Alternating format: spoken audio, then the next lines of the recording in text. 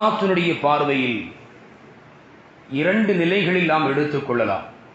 ஒன்று, மார்க்கத்திற்காக அல்லாஹ் ரசூலுக்காக வேண்டி சில இடங்களில் கோபம் கொள்வது. மற்றொன்று, இவ்வுலகத்தினுடைய வாழ்க்கையில் நமக்கு ஏற்படக்கூடிய கோபம். இந்த உலக வாழ்க்கையில், சுய வாழ்க்கையில் நம்மை சந்திக்கக்கூடிய இந்த கோபத்தினுடைய நேரங்களில் நமக்கு வெளிப்படக்கூடிய இந்த கோபத்தினுடைய உணர்ச்சிகளில் நாம் எப்படி இருக்க வேண்டும் என்பதற்கும் இந்த இஸ்லாமிய மார்க்கத்தில் அழகான வழிகாட்டுதல் என்பது நிறைவாக சொல்லப்பட்டிருக்கிறது.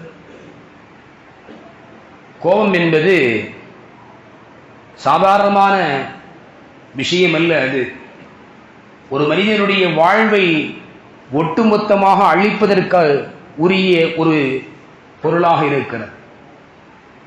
ஆவேசத்தில், கோபத்தினுடைய வெளிப்பாடில் ஒருவரை கொலை செய்து விடுகிறார் என்று சொன்னால், வாழக்கூடியவரும் வாழ்வை இழந்து விடுகிறார். கொலையாளி இந்த உலகத்தினுடைய வாழ்வை இழந்து விடுகிறார்.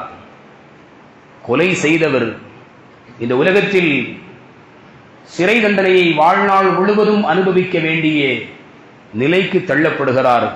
அல்லது அவரும் ஒரு குறிப்பிட்ட தவணைக்கு பின்னால் மரண தண்டனையை அனுபவிப்பதற்கான நிலையில் அந்த மனிதர் தள்ளப்படுகிறார்.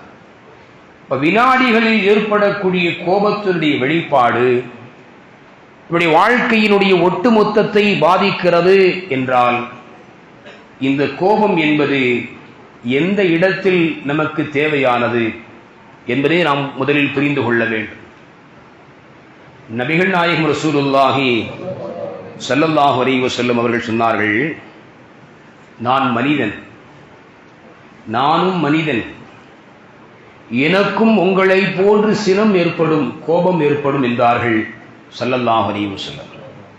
இன்னொரு இடத்தில் சொன்னார்கள், என் கோபம் என்னை நேர்மையிலிருந்து நழுவச் செய்து விடாது. எது நேர்மையான விஷயமோ அதில் என்னுடைய கோபம் என்பது வெளிப்படும். தேவையில்லாத விஷயத்திற்கான கோபம் என்பது என்னிடத்தில் வெளிப்படாது.